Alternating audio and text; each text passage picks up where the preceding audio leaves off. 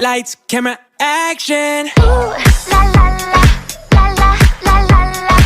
Ooh, la la la, la la la la. Bejaše to jedan jako lepi sunčan dan kada je moja majka zaključila da je vrlo opasno po moj život da me ostavi samog u kući dok je ona na poslu, kada me je jednom našla kako sam upao u kadu ladne vode i brčko se sve dok nisam zaradio umalo upalu pluća, a drugi put kad sam oborio čunak od šporeta izveknulo me po glavi. Šta će jedna žena odlučila da sačuva život svog ludog deteta, pa me učlanila u vrtić. Ja tad blage veze nisam imao šta je to vrtić i kog ću kurca tamo. Rekao, mislio sam da će da me ostavi tamo ili kurac, ja počeo da plačem. Prvog dana banjavam ja tamo, sve nekad čurlije okolo gibaju nešto i lete, sve neki slinavih rukava i prde i seru, neki se deru tamo, neke bole kurac pa čame u nekom ćošku. Tu sam ja bio par dana dok se nisam navikao i ukapirao o čem se ovdje radi. Međutim, jedino što mi se svidelo tamo jeste jedna vaspitačica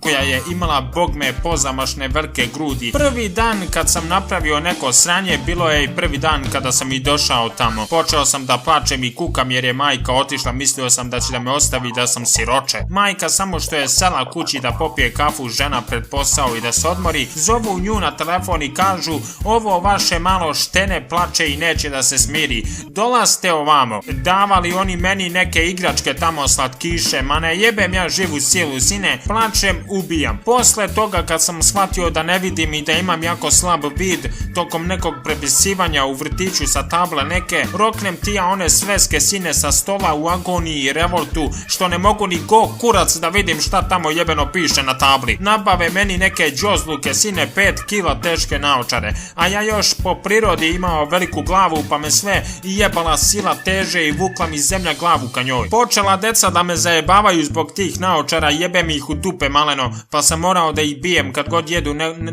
nešto govna ili mi se smeju. Gađao sam ih igračkama, jebi ga, nisam znao dosta toga da pričam, pa sam morao nekako da rešim taj konflikt. I jednom sam gađao neku kurvu Milicu što je rekla da joj se ne sviđam, se me je jebalo. Gađao sam je nekim plastičnim kolicima za bebe, polomila se i posle morala majka da uzima drugu. Istukla me kad smo došli kući i dok me tukla ja se userem u gaće i ona me prebije još jednom nakon što me presvukla jer sam se ukenio. Šta ti je vaspitanje bilo? Pošto je ko mene krenuo tako pubertet jedno 10 godina ranije nego što treba, ja i tada imao nagon da nešto krešem. Naskakao bih na stočiće, stolice, stolove, igračke, strunjače, pa jebeš ga, čak ne bih birao ni da li je muško ili žensko. Tukle, mislim ne muško i žensko strunjača, nego muško i žensko deca tamo što su bila. Ne postoji muška i ženska strunjača, mislim nisam zabirivao. I konačno kada sam prevršio meru i zasro, bilo je kad sam počeo da skidam svoje gaće i jurim uplašene devojčice po vrtiću.